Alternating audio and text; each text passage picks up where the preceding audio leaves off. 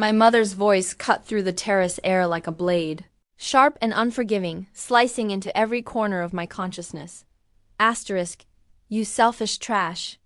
Asterisk, her words echoed against the marble floors of the Sapphire Hotel, bouncing off the glimmering railings, the chandelier's crystals, and the glass panels that framed the panoramic view of the city.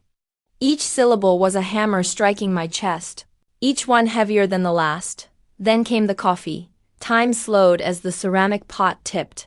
My brain registered the motion in fragments. The world seemed to stretch a slow, cruel movie reel. The liquid, dark and hot, poured toward me like molten metal. And then it hit, scalding. Freshly brewed coffee slammed against my scalp. Heat seared through my hair, running down the nape of my neck, soaking into my thrifted gray hoodie. Pain exploded along nerve endings I didn't even know I had. It was immediate, shocking, a physical assault so sudden it stole my breath in a violent gasp, leaving my lungs empty, rattling, and vulnerable. I blinked. The hot liquid dripped into my eyes. My eyelashes clung together, blinding me. I could taste bitter coffee in my mouth. My nose filled with the sharp aroma of roasted beans burning against my skin. Each nerve screamed, yet the pain was strangely secondary to the sound that followed. Laughter. Not the quiet, polite kind that might have suggested surprise. Not even nervous laughter. Cold. Calculated, victorious laughter. Asterisk, my brother Christopher had already raised his phone.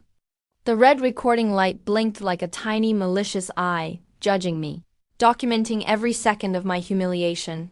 Asterisk, my sister Amanda typed furiously, her fingers flying over the screen as if scripting the narrative of my suffering in real time. Asterisk, I sat there, shoulders tense, coffee dripping from my eyelashes, every nerve in my spine alive with searing pain, and I realized something terrifyingly profound. This wasn't just a minor betrayal. This wasn't just a bridge burned. Asterisk. It was annihilation, obliterated, destroyed beyond repair. Asterisk. The bridge between my family and me had not just collapsed. It had been leveled, nuked, incinerated. There was no coming back from this. Asterisk. I forced myself to breathe. Slowly, deliberately. Strange clarity settled over me amidst the chaos. Asterisk. Pain radiated down my neck. But my mind sharpened. Asterisk. I could feel the heat crawling along my scalp, yet my thoughts were ice cold, calculating. I wanted to scream. I wanted to hurl the table, shatter the china, rip apart their fragile egos in real time. Asterisk. I wanted them to feel, even for a moment, the heat that burned my skin, the sharp sting of betrayal and injustice. But I didn't, because I realized something fundamental in that split second of agony. If I screamed, they won. If I cried, they would thrive. Asterisk. They fed on chaos. They lived on reaction.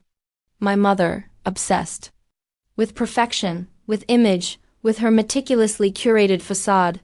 My siblings, addicted to attention and validation, the thrill of seeing someone falter. They were predators, and my pain was their feast. A fight would have meant that I still cared, but I didn't. Asterisk. Silence, I realized, was the ultimate weapon. Asterisk. When you do not react to a monster, the monster is forced to confront itself. Its own. Echo. Its own ugliness. Asterisk. By denying them my rage, I denied them the fuel that powered their delusions, their entitlement, their cruelty. I stood, boots clicking a deliberate rhythm against the marble. Each step punctuated, purposeful. Asterisk. The terrace stretched before me, silent now.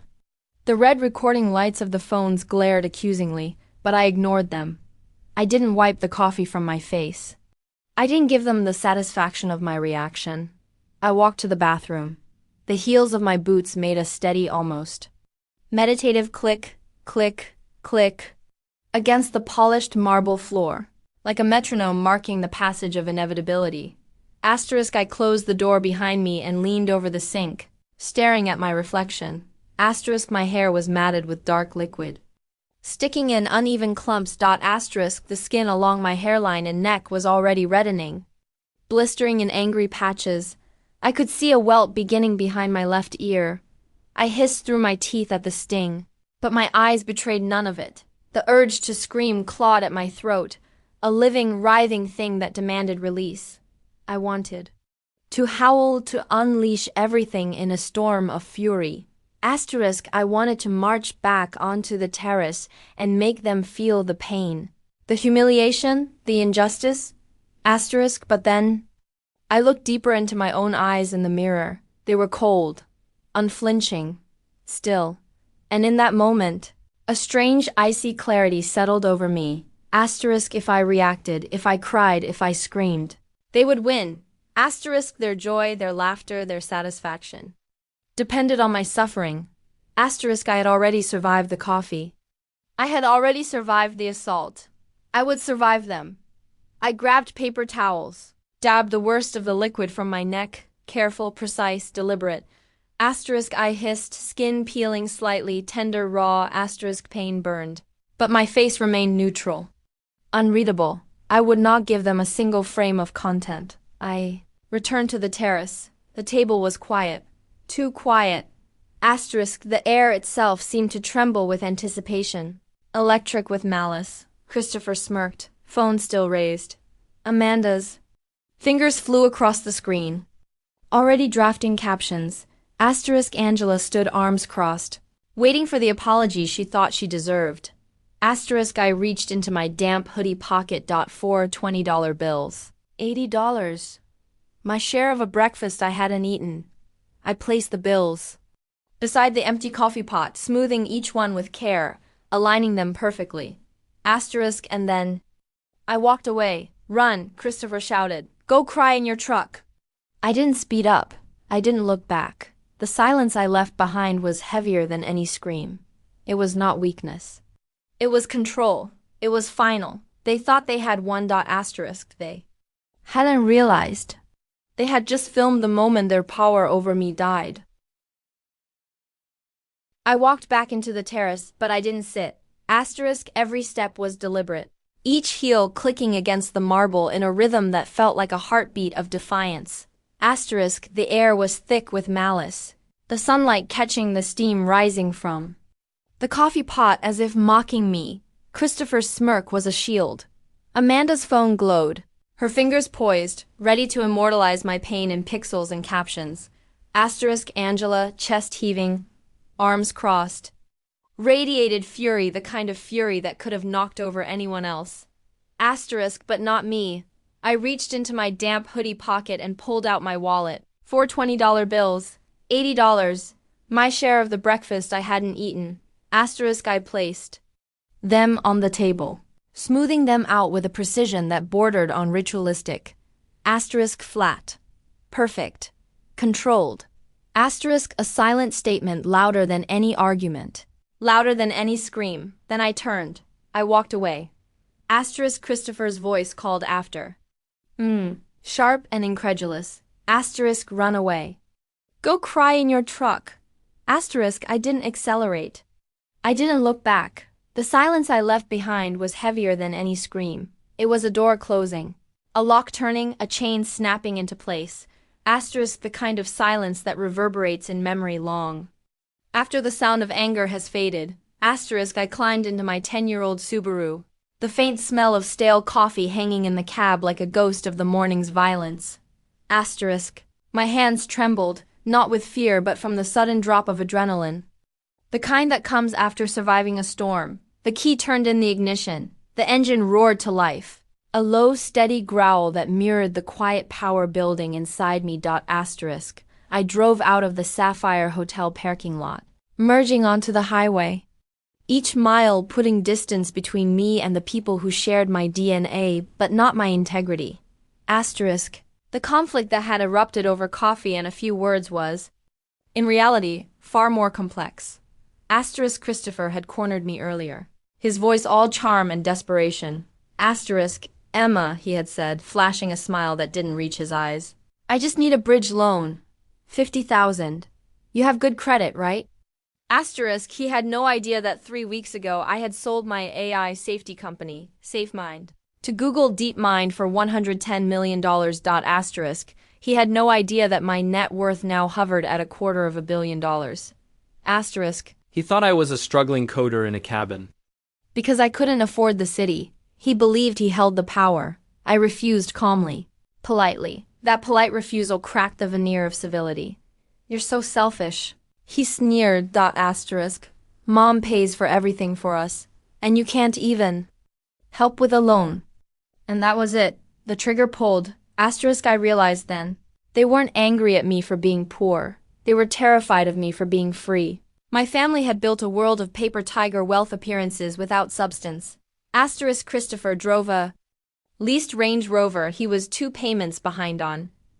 Amanda lived in a condo funded by our parents' dwindling retirement savings, posing as a lifestyle coach.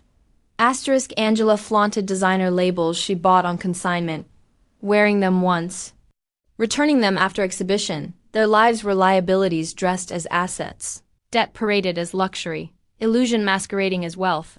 I looked down at my jeans, my coffee-stained hoodie. I owned my truck. I owned my cabin.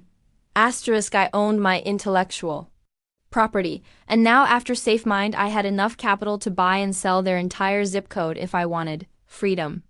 That was my real power.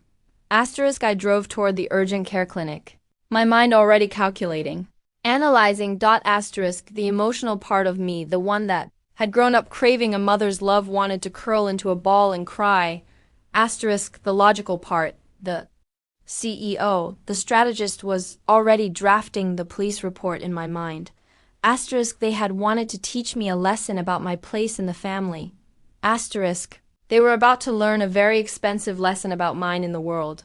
This wasn't a family dispute anymore. It was a hostile takeover, and I had never, ever lost a negotiation. The apartment was quiet when I returned. Only the hum of the refrigerator and the sting of the burn spray against my scalp broke the silence. The mirror reflected the damage.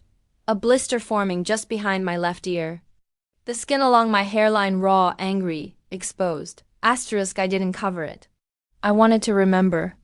I wanted to internalize exactly what $50,000 worth of rejection felt like. My phone buzzed. Then again, a steady, insistent vibration that refused to stop. I picked it up. Not an apology. Not remorse. TikTok. Christopher's smug, filtered face filled the screen. The video started. There I was, head bowed, coffee dripping from my chin. My mother screaming. My siblings documenting my suffering. And the caption flashed in blinding yellow. When your broke sister tries to ruin brunch, putting out the trash. Comments flooded in, exactly what Christopher had wanted. She looks like a wet rat. Serves her right for mooching. Amanda's Instagram story added a crying laughing emoji. Text overlay. Karma is served hot. They were celebrating. High on dopamine. Intoxicated by validation, they believed they had won. But they had no idea the market was about to crash. I didn't report the video.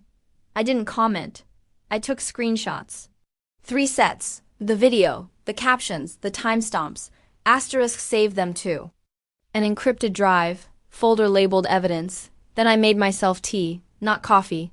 Never coffee again. I sat by the window, the sun cutting across the cabin walls, and waited for the algorithm to work. The truth always finds a way to surface. And when it did, it would do so with devastating clarity. Monday morning broke with a quiet intensity. The kind that doesn't just wake you, it announces the arrival of inevitability. Sunlight spilled across my cabin office, filtering through the tall windows, scattering across my desk and the neat stacks of papers, the laptop humming softly. The monitors alive with lines of code? The tranquility was deceptive. Outside, the world was moving in oblivion, unaware of the storm that had just been set in motion. My phone rang. A sharp, insistent tone cutting through the hum of machinery and my own thoughts. It was Elena, my head of public relations. Calm, poised, professional, but today, I could hear the tension threading her voice. Emma, she said, voice tight. Have you seen Twitter? I had seen TikTok, of course. But now, the gravity hit. Asterisk, it breached containment, she continued. Asterisk, it hit tech Twitter about an hour ago. A former intern recognized you. The video, it's going viral. 4 million views and climbing. People know who you are. Asterisk, my heart, already tempered by morning meditation and calculated calm, skipped. Asterisk, not with fear but with that sharp, crystalline awareness of the moment's magnitude. Asterisk, I had expected their attack. I had anticipated their cruelty. Asterisk, but I hadn't anticipated the velocity of exposure. Asterisk, the algorithm didn't just amplify it. Magnified. Asterisk, I pulled up Twitter on my second monitor. Asterisk, the hashtag.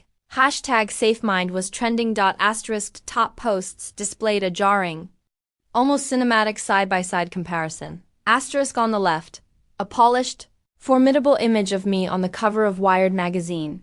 Asterisk, on the right, a blurry screenshot of Christopher's video. Coffee dripping down my hoodie, my mother screaming in the background. Asterisk, the caption was simple, brutal. Asterisk, this family just assaulted one of the most important women in AI because she wouldn't loan them 50 grand. They have no idea she's worth 9 figures. Comments poured in, a tsunami of shock and outrage. That's Angela Mercer, board member of the Arts Council. Disgusting. Asterisk, this guy sells watches on commission and is bullying a self-made multimillionaire. The math isn't adding up. Asterisk, the narrative had flipped. Asterisk, I was no longer the broke sister. I was the underdog titan. They had sought humiliation. They had sought to diminish me in public view. Instead, they broadcast their own folly. Their greed. Their entitlement, Elena asked, professionally, carefully. Do you want us to issue a takedown? Harassment policy violation. It'll be gone in 10 minutes. Asterisk, I sat back, the sunlight cutting across my coffee cup, reflecting off the polished desk surface, illuminating my calm face. No, I said, my voice steady, controlled, deliberate. Leave it up. It's humiliating, not for me, but illuminating. Let everyone see exactly who these people are. I hung up, and then I watched the retweet counter spun like a slot machine. The public wasn't just witnessing a family dispute. Asterisk, they were watching predators unmasked. Parasites exposed. Tuesday morning arrived like a reckoning. Christopher, oblivious, stood on the showroom floor of timeless luxury, cufflinks adjusted, phone in hand, likely checking for likes, comments, shares. Asterisk, he had no idea the ground beneath him had liquefied. Asterisk, my venture capital firm, Apex Ventures, had acted quietly, efficiently. Over the weekend, asterisk, not only had we purchased a watch, we had acquired the controlling stake in the parent company that owned his franchise rights. He thought he was powerful. He thought he controlled the narrative. He had no idea that within mere hours his foundation had been removed. His manager approached him with an iPad. Asterisk, Christopher, corporate wants a word. Zoom meeting. Asterisk, Christopher smiled, a mix of curiosity and confidence. Asterisk, he assumed promotion, correction, maybe a reprimand. He did not anticipate the confrontation that awaited him. 3 windows opened on the Zoom screen. Regional Director HR. Representative and a blacked-out window labeled simply, Ownership. Christopher's smirk faltered. His posture tightened. Confidence evaporating. Asterisk, Mr. Mercer, the director said, clipped, professional. Cold. Asterisk. We have received thousands of complaints regarding a video you posted. Gross misconduct. Hostile behavior. Conduct damaging to brand reputation. Christopher stammered, desperate. It's a private family matter. It's just a joke. Asterisk. There is nothing funny about assault. The HR representative cut in, her voice cutting like a scalpel. Asterisk. And there's nothing private about 4 million views. Your employment is terminated effective immediately. Security will escort you out. Asterisk. Christopher's jaw went slack. Panic flickered in his eyes. Asterisk. I unmuted my microphone. Camera off. Voice amplified through the conference speakers. Asterisk. Your sister is the majority shareholder of the holding company that signs your paychecks, Christopher. Asterisk. And she has a zero-tolerance policy for bullies. Silence. Absolute suffocating silence. Asterisk. I continued, calm, unyielding. Asterisk pack your desk. Leave the demo watch. You cannot afford it. Click. One down.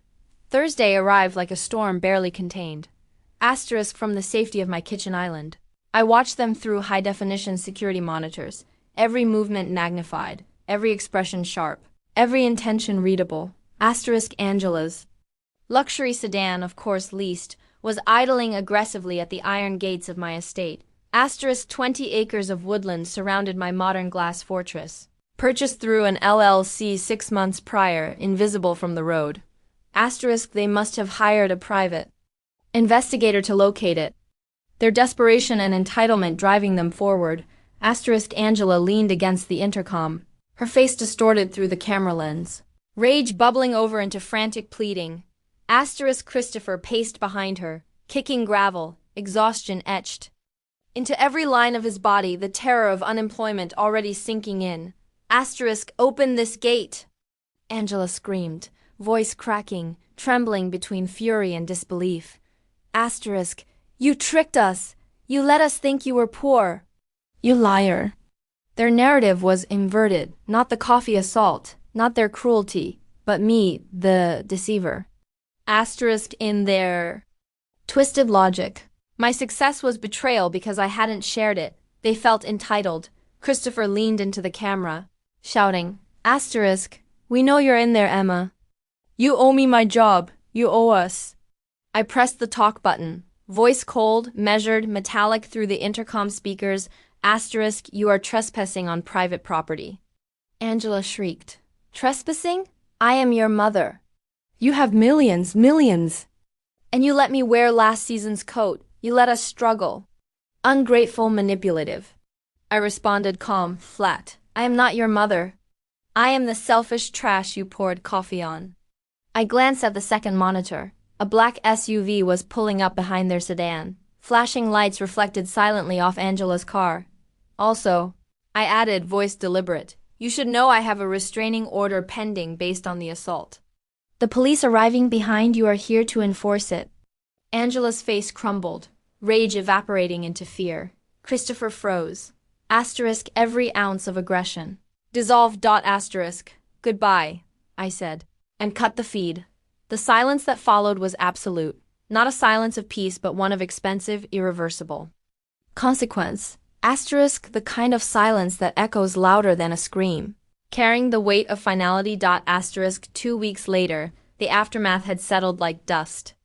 A permanent layer over the remnants of their old lives. Asterisk Christopher was unemployable in the city. Asterisk Google searches returned the viral video instantly, the first image anyone saw of him. Smug, exposed. Humiliated. Asterisk Amanda lost her sponsorships. Brands do not forgive influencers who laugh at assault. Asterisk Angela was essentially under house arrest. Her social circles shrinking under the shadow of public disgrace. Asterisk meanwhile, I sat on the deck of my cabin. Asterisk the mountain air cool against my healing skin. A quiet breeze rustling the pine trees, a natural soundtrack of freedom. My phone buzzed. Asterisk not an old client. Not an investor. It was Grandma Rose's attorney. Emma, the lawyer said, urgency in every syllable. You need to know. Immediately. Grandma has rewritten her will, the estate, the trust, all property, everything is being transferred to you. I paused, taking a deep breath. I don't need it, I said. I have enough. She knows. Asterisk the lawyer confirmed, voice steady. Uncheckable. Asterisk, she said give it to Emma. She is the only one who didn't need it, which is why she is the only one who deserves it. I hung up. I looked at the tree line. I didn't feel triumphant. I didn't feel giddy. Asterisk I felt light. Asterisk the weight of their expectations, their cruelty, their noise. It was gone. I was unburdened. I picked up my phone. Asterisk opened the family group.